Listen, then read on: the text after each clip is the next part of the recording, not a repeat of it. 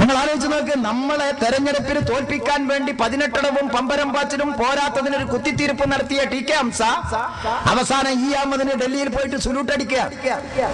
ഇതെന്ത് രാഷ്ട്രീയ? ഒരർത്ഥത്തിൽ ഞാൻ പറയട്ടെ, നിങ്ങള് ഇത്രമാത്രം ദയനീയമായി രാഷ്ട്രീയ രംഗത്ത് പരാജയപ്പെട്ട ഒരു കാലഘട്ടം ഇതിനു മുമ്പുണ്ടായിട്ടില്ല. ഇന്ന് പിണറായി വിജയൻ തുറന്നു സമ്മതിച്ചു, മാർക്സിസ്റ്റ് പാർട്ടിയെ എല്ലാ അർത്ഥത്തിലും ഒറ്റപ്പെടുത്താനുള്ള ശ്രമമാണ് ഈ കേരളത്തിൽ നടക്കുന്നത്. ഒറ്റപ്പെടുത്തേണ്ട, നിങ്ങൾ ഒറ്റക്ക് നഷ്ടപ്പെടും നിങ്ങൾക്ക്. കാരണം ഞങ്ങൾ ആരും നിങ്ങളെ എതിർക്കണ്ട. നിങ്ങൾ സ്വയം പൂച്ച കുട്ടികളെ തിന്നിട്ടാണ് അത്രയും നശിപ്പിക്കൽ. 10 പൂച്ചക്കുട്ടികൾ ഉണ്ടെങ്കിൽ 3 ബാക്കിയുള്ളൂ, 7 തള്ള തിന്നും. അച്യുതാനന്ദൻ എന്ന തള്ളപ്പൂച്ച മാർക്സിസ്റ്റ് പാർട്ടിയുടെ കുട്ടികളെ മുഴുവൻ തിന്നു തീർക്കും. ഒരു സംശയം നിങ്ങൾ കരുതണ്ട, ഒരു സംശയം കരുതണ്ട. അയാൾ ഹയാത്തോടു കൂടി 5 കൊല്ലം ജീവിച്ചിട്ടിയാൽ മതി, ബാക്കി കാര്യം ഞങ്ങൾ ഏറ്റു. അല്ലാഹു തആല 5 കൊല്ലം ആയുസ് കൊടുക്കട്ടെ എന്നാ ഞാൻ തേടുന്നത്. നമ്മൾ ആരും വേണ്ടി വരില്ല, അത് സ്വയം നശിക്കും. എന്തൊക്കെയാണ് അയാൾ പറയുന്നത്? അയാൾ പറയുന്ന ഓരോ കാര്യം ഈ രാജ്യത്ത് നിങ്ങൾ പരിശോധിച്ച് നോക്ക്. ആദ്യം പറഞ്ഞു കോൺഗ്രസ് ഗവൺമെന്റിന് പിന്തുണ കൊടുക്കില്ല, പറഞ്ഞല്ലോ. കോൺഗ്രസ് ഗവൺമെന്റിന് പിന്തുണ കൊടുക്കില്ല, വേണമെങ്കിൽ കോൺഗ്രസ് ഞങ്ങൾക്ക് പിന്തുണ തരട്ടെ, 3ാം മുന്നണിക്ക്.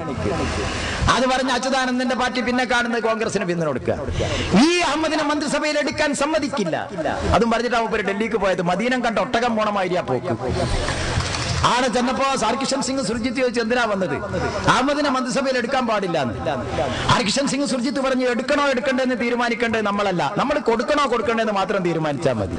എന്തെന്ന് ചോദിച്ചു, പിന്തുണ കൊടുക്കണോ കൊടുക്കണ്ടെന്ന് നമ്മൾ തീരുമാനിക്കുക, എടുക്കണോ എടുക്കണ്ടേ അത് സോണിയാഗാന്ധി തീരുമാനിച്ചോളും, അതിനുള്ള അധികാരം കൊടുക്കാം. അവസാനം മൂപ്പർ അടുത്ത വണ്ടിക്ക് തിരിച്ചിങ്ങോട്ട് പോന്നൊക്കെയല്ലേ. ഇപ്പോഴും അയാൾ പറയുന്നു അഹമ്മദിനെ ഞങ്ങൾ പിന്തുണക്കുന്നില്ല. പിന്നെ എങ്ങനെയാണ് അഹമ്മദ് നിൽക്കണമെന്ന് അള്ളാഹ്ക്കറിയാം, അല്ലേ? അപ്പൊ മാർക്സിസ്റ്റ് പാർട്ടി എന്ന് പറയുന്ന പാർട്ടി ഇന്ത്യ രാജ്യത്ത് പാടില്ലാത്തത് മാത്രം ചെയ്തുകൊണ്ട് മുന്നോട്ട് പോവുക. പാടില്ലാത്ത കാര്യം നിങ്ങളെ പാർട്ടി പറഞ്ഞ എല്ലാറ്റിനും വിരുദ്ധമായിട്ടാണ് നിങ്ങളിപ്പോ മുന്നോട്ട് പോകുന്നത്. ഞാൻ പറയുന്നത്, ഞങ്ങളെ സംബന്ധിച്ചിടത്തോളം ഞങ്ങൾക്ക് രാഷ്ട്രീയമായിട്ടുള്ള പക്വതയുണ്ട്, പ്രായോഗിക ബുദ്ധിയുണ്ട്. ഒരു കാര്യത്തിൽ പ്രായോഗിക ബുദ്ധി ഉപയോഗിക്കലാണ് രാഷ്ട്രീയം. അതാണ് പടച്ച തമ്പുരാൻ ഈ മാർക്സിസ്റ്റ് പാർട്ടിക്ക് കൊടുക്കാത്തത്. പ്രായോഗിക ബുദ്ധിയുടെ ഒരു ഉദാഹരണം ഞാൻ പറയാം. മുമ്പ് കുറെ കുട്ടികൾ തോണിയിൽ ഇങ്ങനെ കയറി പോവാ. തോണിയിൽ ഇങ്ങനെ കോളേജിലേക്ക് പോകുന്ന കുട്ടി തോണിക്കാരനോട് ചോദിച്ചു, നിങ്ങൾക്ക് ഹിസ്റ്ററി അറിയോ? അയാൾ പറഞ്ഞു, തോണിക്കാരൻ എനിക്ക് എന്ത് ഹിസ്റ്ററി, ഞാൻ നേരം വെളുക്കുമ്പോ തോണിയിൽ വരുന്നു, ഞാനിവിടെ തോണിയിൽ ആളെ കടത്തുന്നല്ലാതെ എന്ത് ഹിസ്റ്ററി. ഉടനെ ആ കുട്ടി പറഞ്ഞു, ഹിസ്റ്ററി അറിയില്ലേ, നിങ്ങളെ ജീവിതം 25% പോക്കാം. വേറൊരു കുട്ടി ഉടനെ ചോദിച്ചു, നിങ്ങൾക്ക് എക്കണോമിക്സ് അറിയോ? ഇല്ല. അപ്പൊ ആ കുട്ടി പറഞ്ഞു, ഒരു 25% പോക്കാം. വേറൊരുത്തൻ ചോദിച്ചു, ബയോളജി അറിയോ? അറിയില്ല. 25% ഓനും പറഞ്ഞു പോക്കാം. അപ്പൊ ഇയാളുടെ 75% പോയി.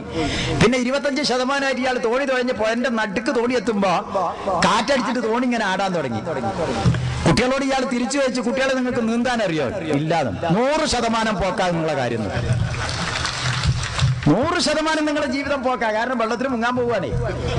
അപ്പൊ തോണി കിടക്കുമ്പോ ഹിസ്റ്ററിയും ബയോളജിയും എക്കണോമിക്സും അല്ല വേണ്ടത്, നീന്താൻ അറിയാനാ വേണ്ടത്. രാഷ്ട്രീയ രംഗത്ത് പ്രവർത്തിക്കുമ്പോൾ ബുദ്ധി ഉപയോഗിച്ചിട്ട് കാര്യങ്ങൾ നിർവഹിക്കാനുള്ള കഴിവാ വേണ്ടത്. പടച്ച തമ്പുരാൻ നിങ്ങൾക്ക് അത് മാത്രമാണ് തരാത്തത്. ഞങ്ങൾ ബുദ്ധി ഉപയോഗിച്ച് മുന്നോട്ട് പോയി. ആ ബുദ്ധി ഉപയോഗിച്ച് മുന്നോട്ട് പോയപ്പോൾ ഒരു കൊച്ചു രാഷ്ട്രീയ പാർട്ടി ഇന്ത്യ രാജ്യം ഭരിക്കുന്നു. ഞങ്ങളൊരു വലിയ പാർട്ടിയാണെന്ന് അവകാശവാദമൊന്നും എനിക്കില്ല. പണ്ട് നിങ്ങൾ പറഞ്ഞു പണ്ഡിറ്റ് ജവഹർലാൽ നെഹ്റുവിന് ശേഷം ആര് എന്ന ചോദ്യത്തിന് AKG എന്ന ഉത്തരം. ഇപ്പൊ AK ഗോപാലന്റെ പാർട്ടി എവിടെയാ ഇരിക്കണമെന്ന് ഓർക്കാൻ അറിയില്ല. നിങ്ങളിപ്പോ ഭരണപക്ഷത്താണോ? അല്ല. പ്രതിപക്ഷത്താണോ? അല്ല. ഭരണ പ്രതിപക്ഷത്തും അല്ലാതെ ബൈരഹുമ, അത് രണ്ടിന്റെ അടിയിലാണ് നിർത്തം. ഒന്നുകിൽ ഭരണപക്ഷത്തിരിക്കണം അല്ലെങ്കിൽ പ്രതിപക്ഷത്തിരിക്കണം. പക്ഷേ മാർക്സിസ്റ്റ് പാർട്ടി രണ്ടിന്റെ അടിയില. സാധാരണ നമ്മൾ ഫുട്ബോളൊക്കെ കളിക്കുമ്പോൾ ഒരാൾ ഏറുണ്ടെങ്കിൽ കുറച്ചു കാലം ആ ടീം കളിക്കും, പിന്നെ അങ്ങോട്ട് ഇങ്ങേപ്പുറത്തെ ടീം 2 ഗോൾ അപ്പുറത്ത് അടിച്ചിട്ട് കാണോ അങ്ങേപ്പുറത്ത് വന്നിട്ട് തിരിച്ച് അങ്ങോട്ട് അടിക്കുന്നത്. അതിന് ഞങ്ങൾ നാട്ടിൽ ചാക്കുന്നതിന് പേര്. ഇവിടെ എന്താ പറയുന്നത് എനിക്കറിയാം. ഒരുത്തൻ ഏറുണ്ടെങ്കിൽ അവനെ കളിപ്പിക്കാൻ നിർബന്ധിതനാകുമ്പോൾ കുറച്ചു നേരം ചേരി കളിക്കുവാറ്.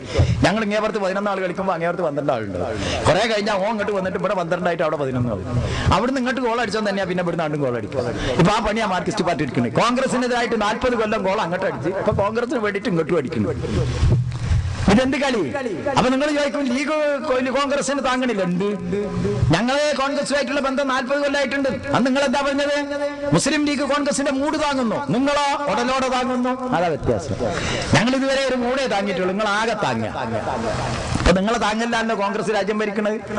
അപ്പൊ കോൺഗ്രസിനെ താങ്ങൽ ഒരു അയോഗ്യതയാണെങ്കിൽ ഞങ്ങൾ ഇക്കാലം അത്രയും ഇന്ത്യൻ പാർലമെന്റിൽ 2 ആളെ താങ്ങിയിട്ടുള്ളൂ. നിങ്ങളോ ഇടതുപക്ഷത്തിന്റെ 62 ആളുകൾ ഒരുമിച്ച് താങ്ങുന്നു. അപ്പൊ ആ കണക്കിന് 30 പാർലമെന്റ് തെരഞ്ഞെടുപ്പ് കൂടി കഴിയണം നിങ്ങളൊപ്പം എത്രയെങ്കിൽ. ഞങ്ങൾ 30 കഴിഞ്ഞാൽ 60 ആളുള്ളൂ. 62 ഉണ്ട്.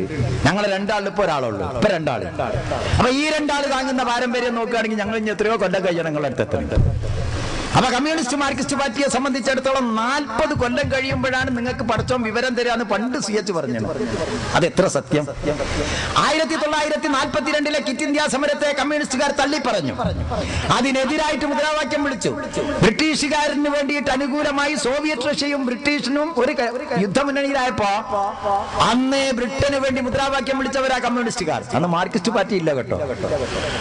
അന്ന് 42 ക്വിറ്റ് ഇന്ത്യ സമരത്തെ തള്ളിപ്പറഞ്ഞവർ 1982 ക്വിറ്റ് ഇന്ത്യ സമരത്തെ തള്ളിപ്പറഞ്ഞത് തെറ്റായിരുന്നുവെന്ന് EMS പറഞ്ഞു. എപ്പോ? 82 പറയാൻ കാരണം എന്താ? ഇവിടെ ഇടതുപക്ഷത്തിന് ഭരണം കിട്ടി.